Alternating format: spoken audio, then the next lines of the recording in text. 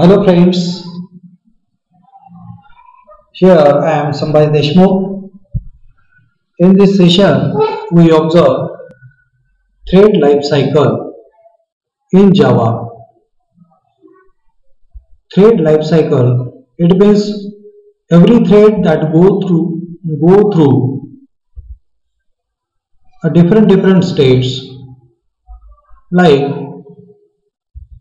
newborn state, runnable state, running state, block state and dead state. During the lifetime of a thread, there are many states it can be entered. It means thread can be entered and they include newborn state. In a newborn state, whenever you create the thread and you create the object of that particular class, then we can say you create a thread and that thread comes in a newborn state. After using the start method, that thread comes into the runnable state. Then whenever our cursor goes to run method, then we can say that thread is there in a running state. Or because of some reason we suspend or we block that thread, then we can say that thread is an idle thread, or we can say that thread is there in a block state. And the last one, that is a dead state. It means the thread that you can able to kill by using two ways. One, you can able to stop that thread in between, that is a premature death of that thread using stop method. And other way, that is that particular thread execute all the instructions, right, and then that thread comes in a dead state, that is a mature death we can say. A thread is always in one of these 5 states. अपना thread जो है वो ये 5 state में, कोई भी 5 state में रहता है.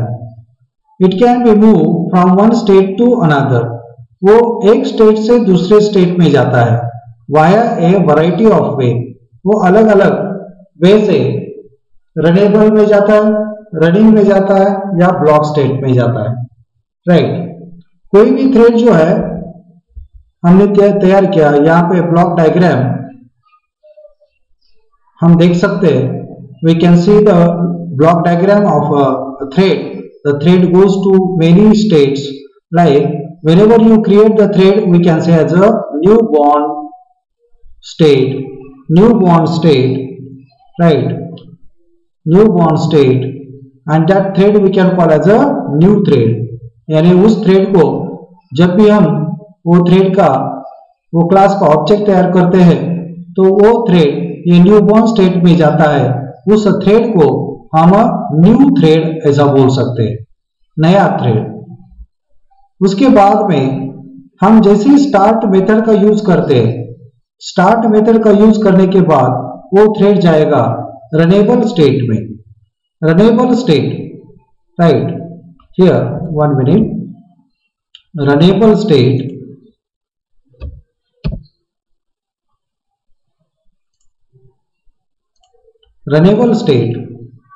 रनेबल स्टेट में जाएगा. अभी हमने सिर्फ स्टार्ट बोला था. जैसे कि हम एक प्रोग्राम देखेंगे. Suppose we open the notepad. You can perform this program in Eclipse also, no problem. Start program demos, and in this demo we have all the programs that belongs to multi-thread. Here thread life cycle. Now see this program. First of all, we are going to import java.language.thread class. Okay, the thread class is there in a language package. Language package is a default package. There is no need to mention or import this particular package in our program. Then after we define one class A, and that is extend with the thread class, because we want to perform the multi-threading approach. Then after you can create the thread by using the run method, and in that run method you will provide the number of statements that you want to perform. Then after here in this, like I use public void run, it means we override this method. Then after we use a for loop, that for loop execute 5 times, but we say I equals to 1. Whenever the value of I equals to 1, then L, it means it will give the delegates the responsibility to another thread. And then after here we display the value of I, thread of class A and plus I. So it will display the value of I. Then after close the for loop, close the method, run method, and close the class, ending curly brace that we use. After that class B extend with a thread. Okay. Similarly we use the run method. That run method we override again in a B class. It means we create one this thread, second the thread that is there in a B class, again we have another thread that is there in a C class. Okay, run method. Now after that, here you can see a new A object 1 equals to new A. It means here we can say the thread is nothing but the newborn thread. Newborn, that thread comes in a newborn state. We create the thread by initializing the object of, creating the object of that particular class with a new operator, and we use the constructor of that particular class. Similarly, here also we create the object of B, object of C class, object of D class, object 1, object 2, object 3, object 4 respectively. Right. This particular state, it means all these 4 threads are in a newborn state. We can say these 4 threads are new threads. Okay. Then after here we use a start method. Start object 4. Object 4 is an object of D class. It means it will execute the instruction of run method which is there inside the D class. वो run method use करेगा, execute करेगा जो D class का है, क्योंकि यहाँ पे हमने क्या बोला ऑब्जेक्ट 4. ऑब्जेक्ट 4 किसका है? ऑब्जेक्ट 4 या ऑब्जेक्ट डी ए क्लास का है, और इसके वजह से वो क्या करेगा, तो वो ऑब्जेक्ट 4 के जो प्रॉपर्टीज है उनको क्या करेगा, एग्जीक्यूट करेगा. तो यहाँ पे मैंने स्टार्ट बोला. स्टार्ट बोलने की वजह से वो जो थ्रेड है वो कौन से स्टेट में गया, वो रनेबल स्टेट में गया. यानी हम जैसे स्टार्ट बोलते हैं तो वो जो इंस्ट्रक्शन है वो चालू नहीं होते, लेकिन वो थ्रेड अभी चालू करने में है.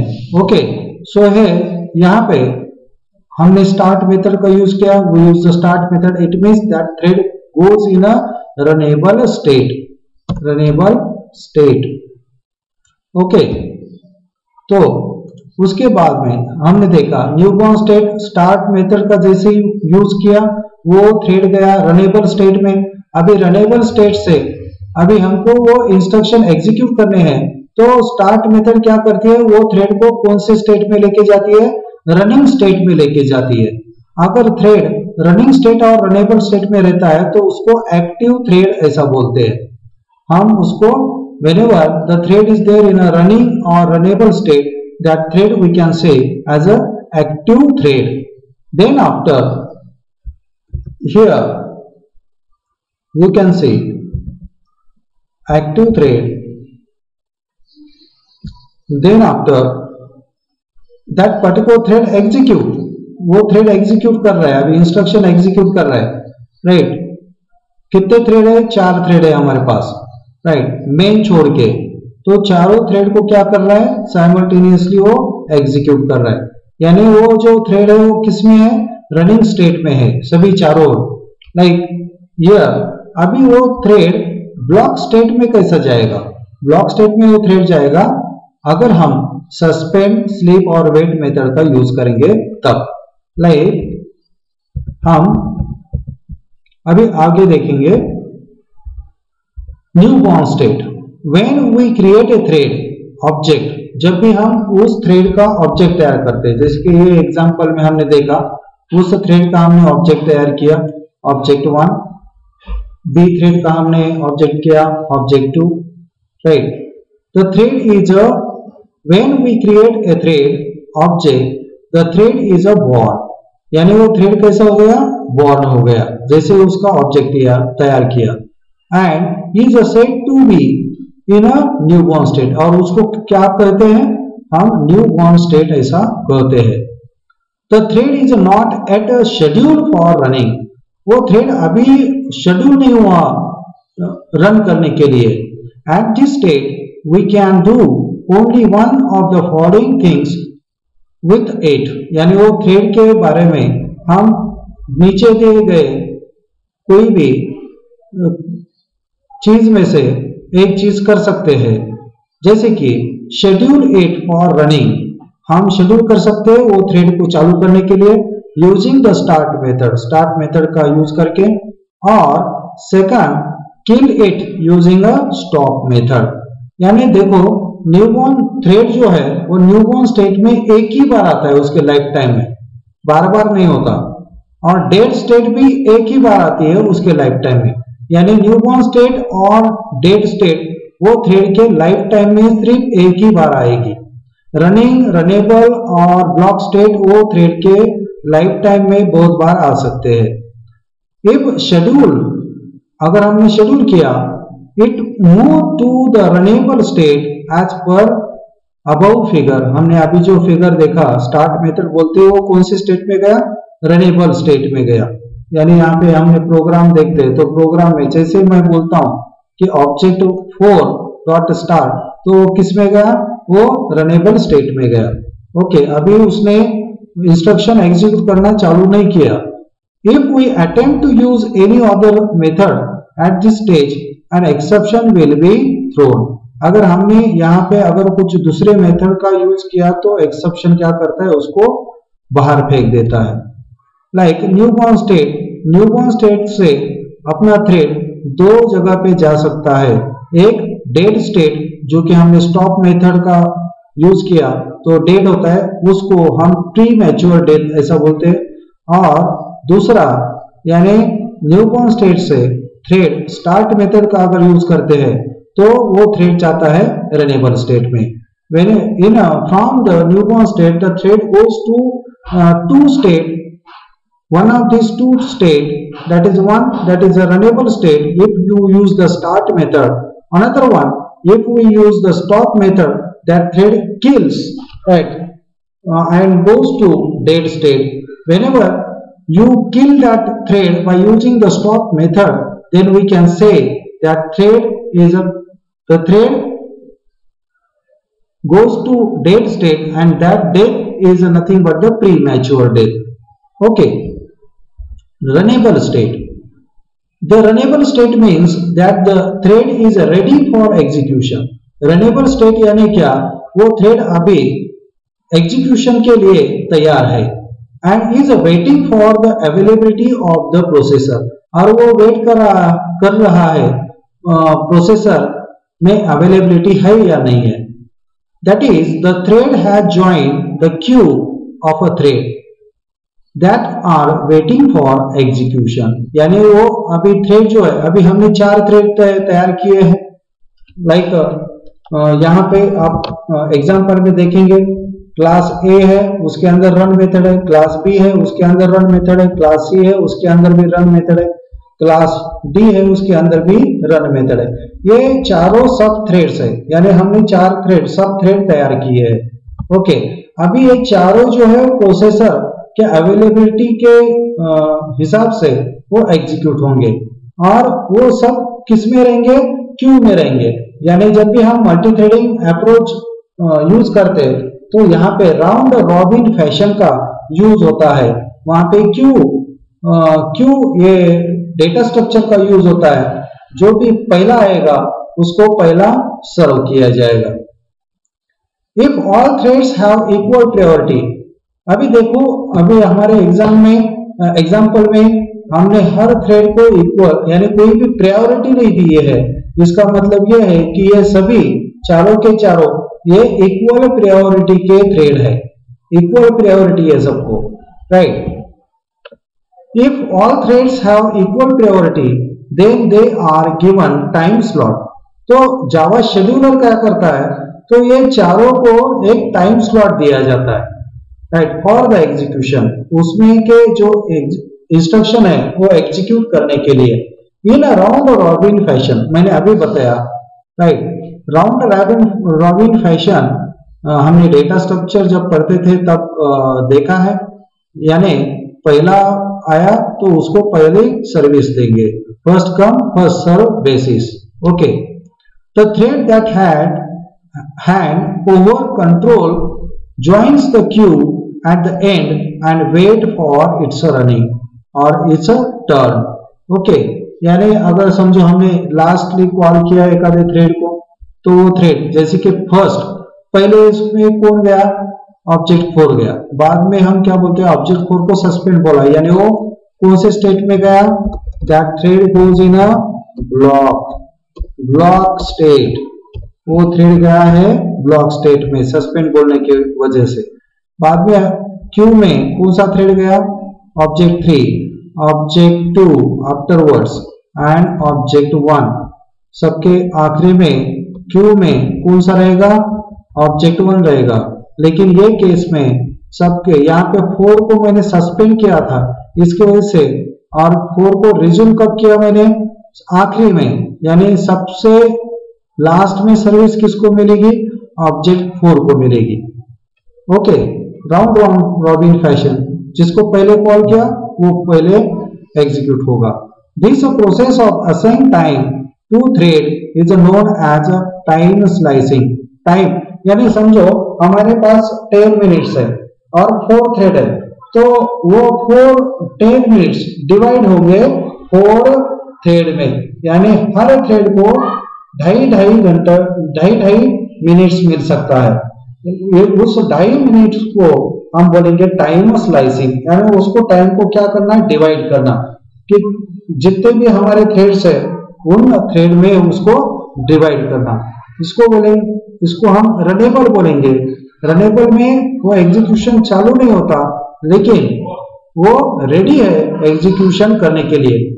The runnable state means that the thread is ready for execution। Runnable state इसका मतलब वो थ्रेड रेडी है एग्जीक्यूशन के लिए, and is waiting for availability of the processor, और वो वेट कर रहा है वो अवेलेबिलिटी है क्या प्रोसेसर यानी एग्जीक्यूशन के लिए। That is the thread has join the Q, इसका मतलब है वो थ्रेड क्या ज्वाइन कर रहा है, क्यू ज्वाइन कर रहा है, right, of the thread that are waiting for execution, जो कि वो वेट कर रहा है एग्जीक्यूशन के लिए। However, if we want a thread to hand over control to another thread, जैसे कि हमको ऐसा लगता है कि एक थ्रेड हैंड ओवर कर रहा है दूसरे थ्रेड को टू इक्वल प्रायोरिटी, जिसकी प्रायोरिटी इक्वल है, बिफोर इट्स टर्न कम्स, उसका टर्न कम्स होने के पहले, we can do so by using the ELD method। मैंने पहले बताया था, हमने क्लास ए में यहाँ पे क्या किया है, इसमें हमने ELD मेथड का यूज किया है। देखो उससे क्या होता है, जो इक्वल प्रायोरिटी के थ्रेड रहते हैं तो ये क्या करता है, क्लास ए का जो थ्रेड है वो क्या करता है, उसकी रिस्पॉन्सिबिलिटी डेलीगेट करता है दूसरे थ्रेड को, राइट, और वो थ्रेड चालू होता है, ए उस वक्त बंद होता है टेम्परेरी पर्पज के लिए। आप देख सकते हैं यहाँ पे डायग्राम में, you can see the diagram like here new the runnable state, उसमें ब्लॉक स्टेट में जाता है, ब्लॉक स्टेट में फिर रनिंग स्टेट में, रनिंग स्टेट से बाद में रनेबल स्टेट में आएगा। Now we can say as a running state. Running state में क्या होता है, running state means that the processor has given its a time to the thread it's execution.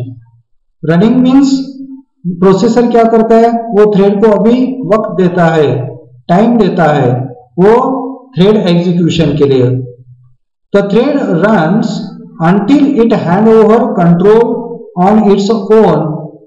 Thread जब तक रन होता है, कब तक रन होता है, जब तक वो दूसरे थ्रेड को क्या नहीं देता, रिस्पॉन्सिबिलिटी डेलीगेट नहीं करता, वो उसका खत्म होने के बाद वो दूसरे तरफ जाएगा। It is preempted by higher priority thread. नहीं तो उससे ज्यादा जो प्रायोरिटी का थ्रेड है उसको अथॉरिटी क्या करेगा, वो डेलीगेट करेगा। ए रनिंग थ्रेड में hand over it's control in one of the following situation. Running thread वो उसका जो रिस्पॉन्सिबिलिटी है, उसका कंट्रोल जो है वो दूसरे को देगा। कब देगा, ये सिचुएशन में। फर्स्ट, पहली सिचुएशन ये है, it has been suspended using suspend method.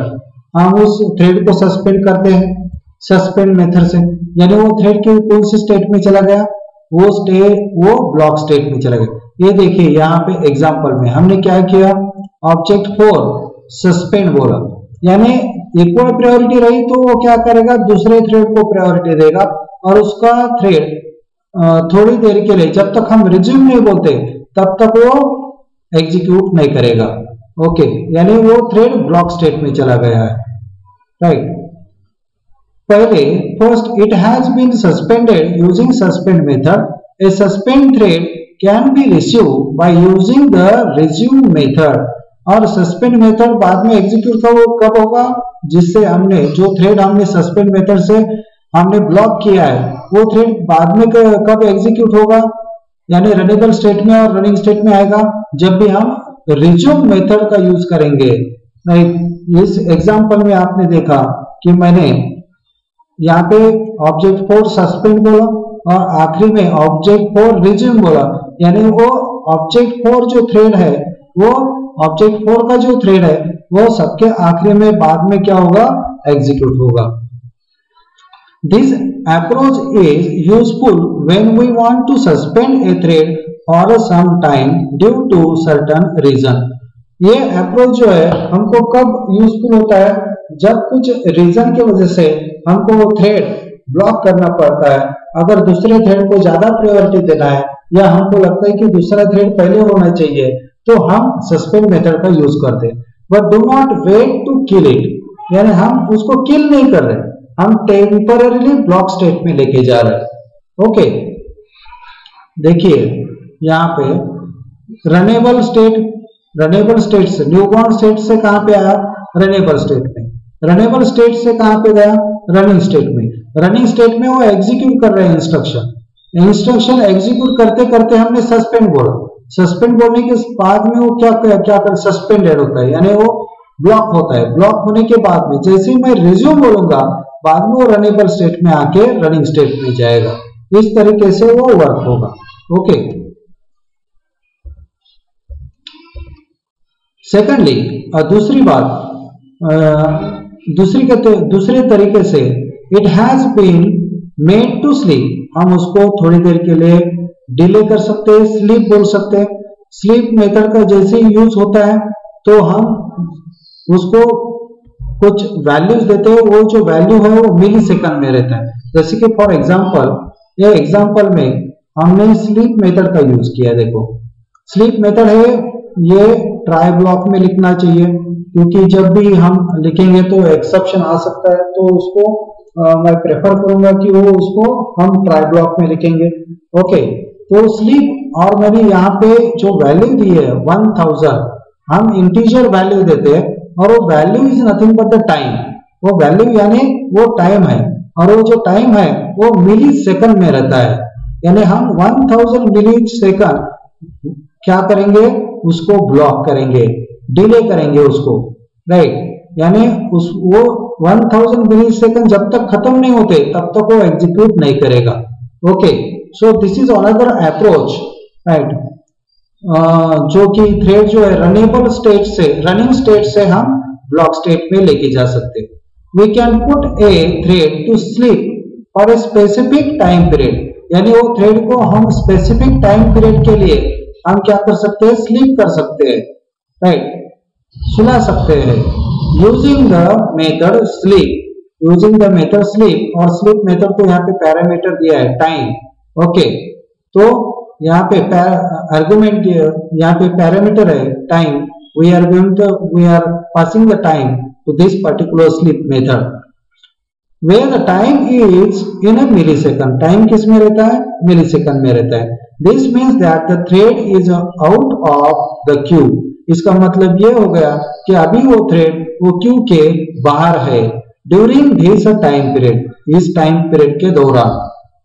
This thread री इंटर्ड, ये थ्रेड बाद में आ जाएगा द रनिंग स्टेट, वो रनिंग स्टेट में as soon as this time period is elapsed, जैसे वो वक्त खत्म होता है, टाइम खत्म होता है, तो थ्रेड फिर से रनिंग स्टेट में आएगा। आप देख सकते हैं यहाँ पे, यानी रनेबल स्टेट है, रनेबल स्टेट से रनिंग स्टेट में गया, हम एग्जीक्यूट कर रहे हैं इंस्ट्रक्शन, और जैसे आप बोलेंगे स्लीप तो वो सस्पेंडेड, सॉरी यहाँ पे स्लीप आना चाहिए, सस्पेंड नहीं, ओके। स्लीप मेथड तो उसको ब्लॉक कर दिए कुछ वक्त के लिए, आफ्टर टी यानी आफ्टर टाइम इलैप्स, वो बाद में कहां पे आएगा, रनेबल स्टेट में आएगा, फिर से वो उसमें के इंस्ट्रक्शन एग्जीक्यूट करेगा रनिंग, ओके। जैसे कि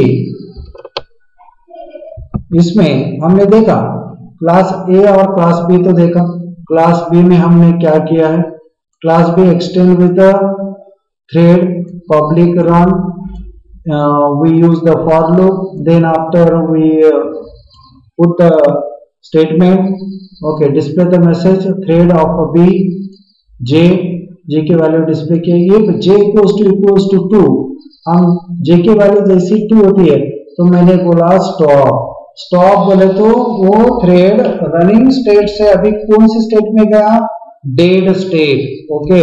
वो थ्रेड गया अभी कौन सी स्टेट में, डेड स्टेट में चला गया, ओके।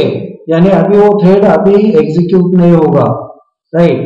अभी एक बार उसको स्टॉप बोल दिए तो वो थ्रेड फिर से कौन से भी स्टेट में नहीं जाता।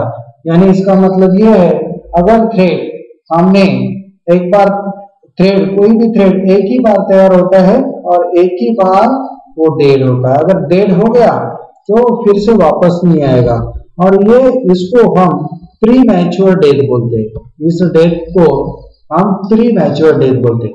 तो ये क्लास बी होगा। क्लास सी में हमने क्या लिखा है, C, class C extend with the thread public void run method for integer k equals to 0, k is less than 5, k plus plus, यानी ये लूप 5 बार चलेगा।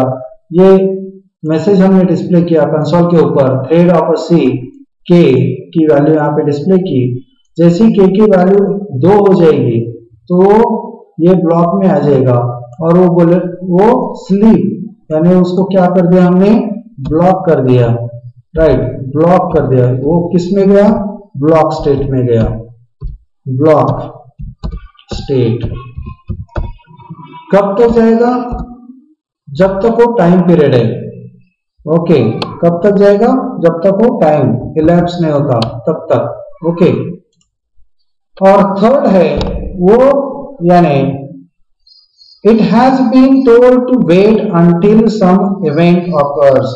ये वेट मेथड है, वेट मेथड के यूज से क्या होता है, वो थ्रेड फिर से ब्लॉक स्टेट में जाता है, ओके। यानी पहले सस्पेंड मेथड का यूज करते हैं, स्लीप मेथड का यूज करते हैं, और वेट मेथड, ये 3 मेथड है जो कि रनिंग स्टेट से वो थ्रेड को ब्लॉक स्टेट में लेके जाता है, okay. This is done the third, it has been told to wait until some events occurs, this is done using the wait method. और वो हम कौन से मेथड से कर सकते हैं, वेट मेथड से कर सकते हैं। वो वेट करेगा, कब तक वेट करेगा, जब तक उसको हम नोटिफाई नहीं बोलेंगे तब तक वो क्या करेगा, वेट करेगा। The thread can be scheduled to run again using the notify method. हम यहाँ पे देखेंगे अभी देखो ये एग्जांपल में मैंने वेट का एग्जांपल यहाँ पे ये इसमें नहीं है। ओके, दूसरा एक एग्जांपल लेंगे वेट मेथड का, जिससे कि हम वो थ्रेड को कुछ देर के लिए क्या कर सकते हैं, सस्पेंड कर सकते हैं। और वेट मेथड का अगर यूज करते हैं तो हम वहां पे आप देखेंगे ये एग्जांपल में, in this example you see हमने क्लास ए तैयार किया, उसको थ्रेड से एक्सटेंड किया, इंटीजर टोटल, यहाँ पे थ्रेड तैयार किया रन मेथड से। बाद में हम उसको बोलते हैं सिंक्रोनाइजेशन। वो सिंक्रोनाइजेशन से क्या होता है, अगर बहुत सारे थ्रेड है लेकिन हम बहुत सारे यानी एक थ्रेड है और बहुत सारे ऑब्जेक्ट हमने तैयार किए हैं, और होता क्या है अभी एक ही इंस्ट्रक्शन एग्जीक्यूट करने वाला है हर ऑब्जेक्ट, तो इसके वजह से होता क्या है उस पर लॉक हो सकता है, तो क्रैशेस आ सकते हैं। एक जन रीड कर रहा है, दूसरा राइट कर रहा है, तो उसमें पूरी इंफॉर्मेशन जो रीड करने वाला है उसको पूरी इंफॉर्मेशन नहीं मिलेगी, राइट करने वाला है जो भी राइट करने वाला है वो अपडेटेड इंफॉर्मेशन रीड करने वाले को नहीं मिलेगी। और एक ही जन वहां पे राइट कर सकता है, बहुत सारे जन रीड कर सकते हैं लेकिन उसमें अपडेटेड इंफॉर्मेशन नहीं मिल सकती।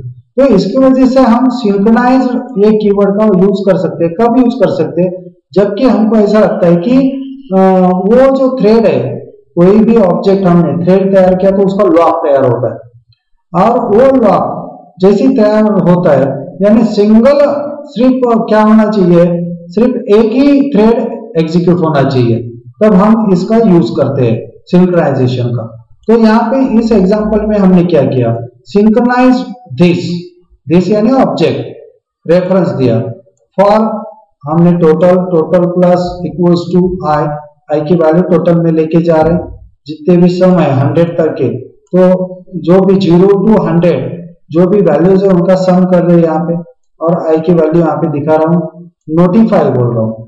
ओके, नोटिफाई, ये सिंक्रोनाइज ब्लॉक खत्म हो गया, रन मेथड खत्म हो गई, क्लास खत्म हो।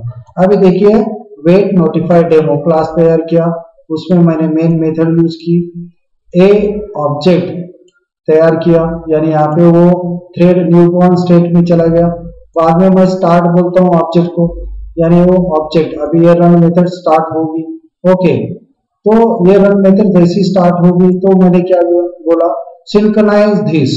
अगर मैंने यहाँ पे ऑब्जेक्ट 1 ऑब्जेक्ट 2 ऑब्जेक्ट 3 ऐसे बहुत सारे ऑब्जेक्ट तैयार किए तो क्या होगा, प्रॉब्लम क्या आएगा, 1 ऑब्जेक्ट 1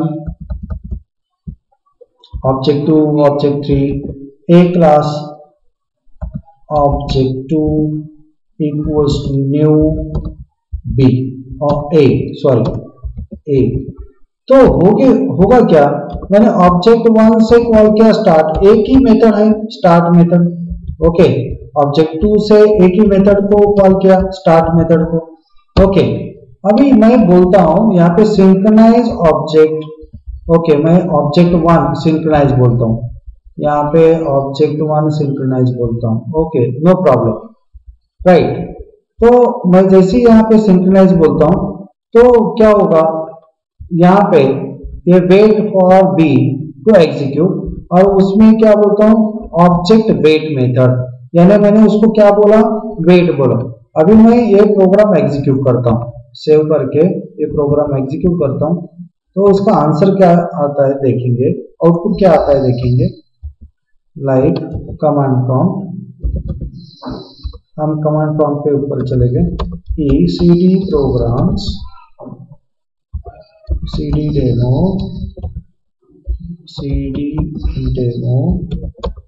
मैं बोलता हूँ जावा सी, उस इसका नाम, फाइल का नाम वेट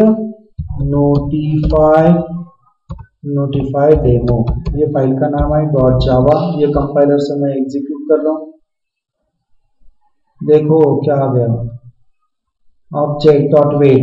ओके, मैंने वो मॉडिफाई किया तो उसके चेंजेस यहाँ पे नहीं किए, ऑब्जेक्ट 1 ओके वेट, ऑब्जेक्ट 1 को मैंने वेट बोला,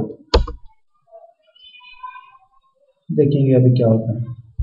यहाँ पे टोटल किधर है, यहाँ पे टोटल है, ऑब्जेक्ट 1 टोटल, ऑब्जेक्ट 2 टोटल, दोनों के टोटल लेंगे क्या होता है देखेंगे। Okay, object total, object 1 total is, object 2 total is.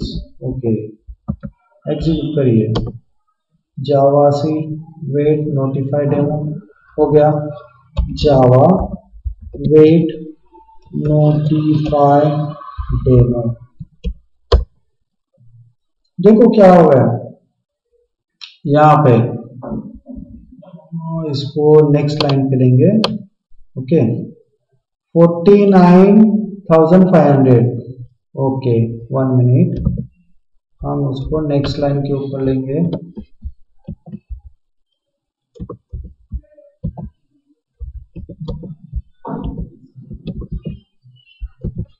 Okay,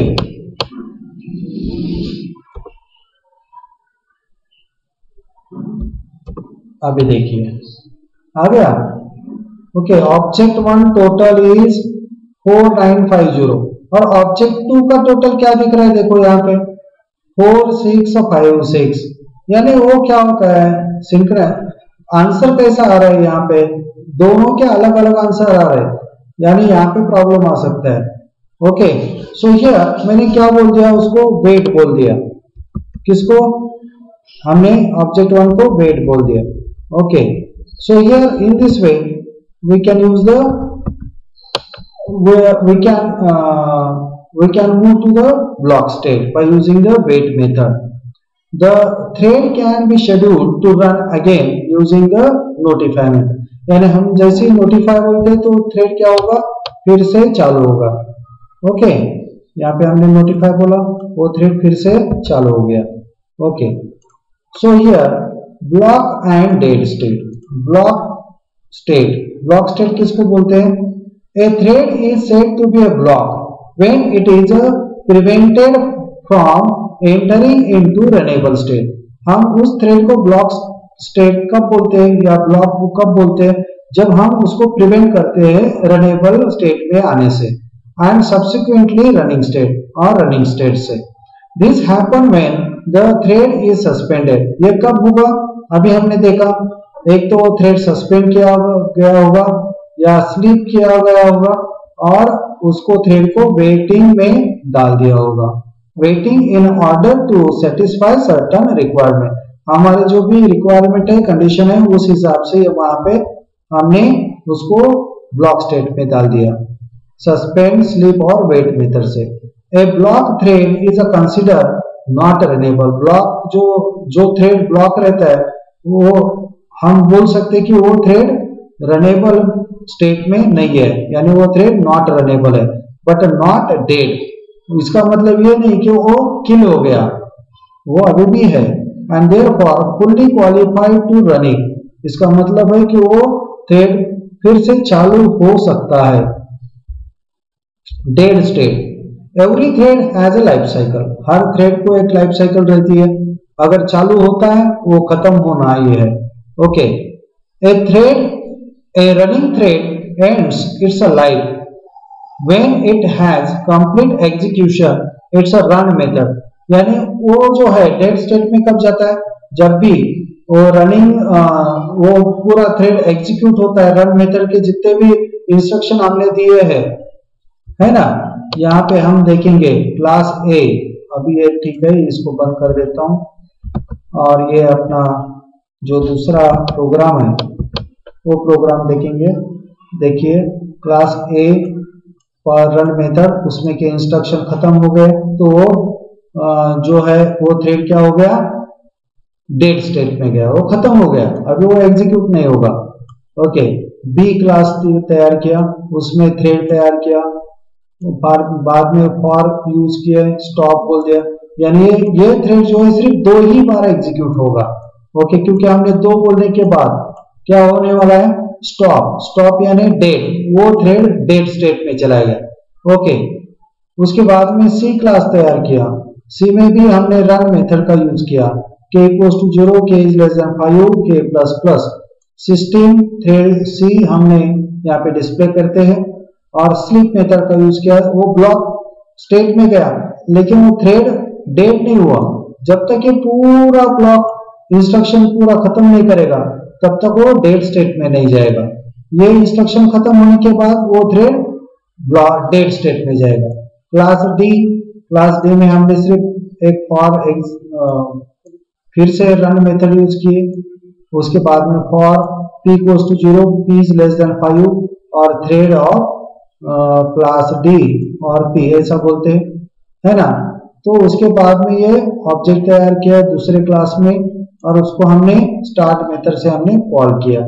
suspend से हमने ब्लॉक कर दिया, रिज्यूम से फिर से चालू किया, यहाँ पे स्लिप मेथड से फिर उसको ब्लॉक स्टेट में लेके गए, स्टॉप मेथड से उसको डेड कर दिया, एंड मेथड से उसकी रिस्पॉन्सिबिलिटी दूसरे को दिए, यानी इक्वल प्रायोरिटी का थ्रेड है तो हमने बोला कि क्लास ए का जो है बाद में कर सकते हैं और दूसरा जो भी थ्रेड है वो एग्जीक्यूट करे।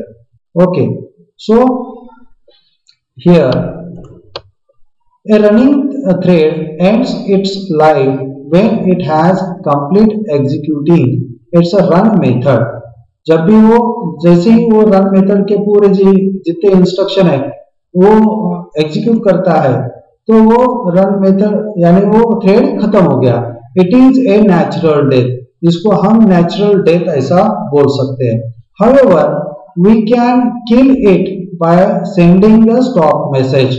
हम उसको स्टॉप मैसेज से हम क्या कर सकते हैं, प्री मैच्योर डेथ दे सकते हैं, यानी स्टॉप मेथड का यूज करके।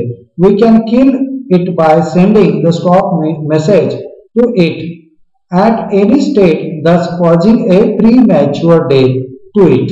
यानी उससे क्या होता है, अगर स्टॉप मेथड से हम वो थ्रेड किल करते हैं तो उसको वो थ्रेड क्या होता है, डेथ होता है। तो डेथ होता है लेकिन उस डेथ को क्या बोलते हैं, प्रीमैच्योर डेथ ऐसा बोल सकते हैं, क्योंकि उसने पूरे जितने इंस्ट्रक्शन थे वो एग्जीक्यूट नहीं किए।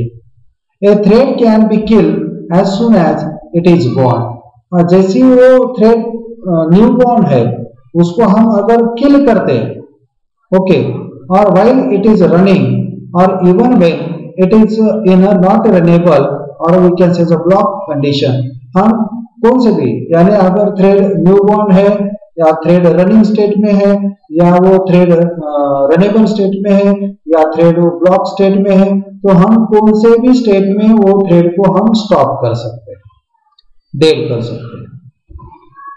ओके, सो फ्रेंड्स, ये जो एग्जाम्पल था वो हम एग्जीक्यूट करेंगे। ओके, फिर से हम ये एग्जाम्पल देखते हैं। यहाँ पे हमने पहले इंपोर्ट कर दिया थ्रेड क्लास को, बाद में क्लास तैयार किया, उसको एक्सटेंड किया थ्रेड से, फिर पब्लिक वाइड रन मेथड, उससे वो मेथड तैयार हो गई। फिर मैंने जो भी आपकी इंस्ट्रक्शन है वो इंस्ट्रक्शन आप लिखिए वो थ्रेड के अंदर।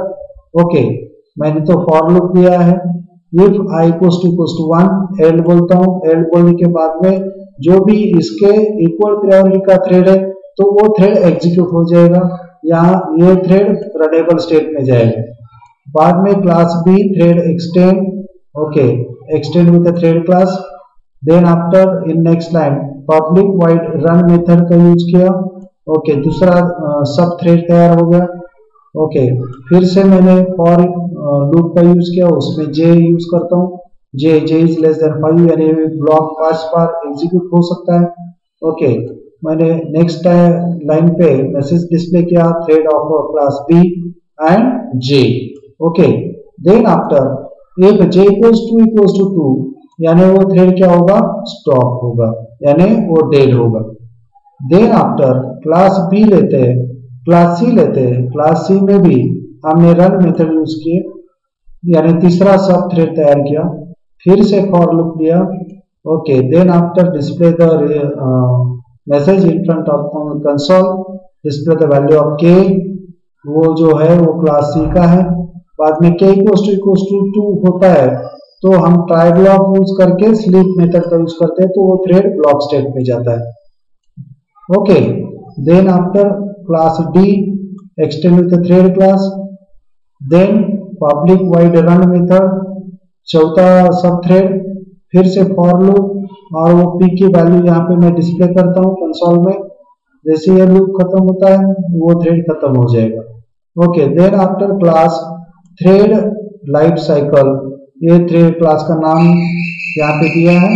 State public static public void main string arguments, main method यहाँ पे ली, ऑब्जेक्ट तैयार किए चारों क्लासेस के।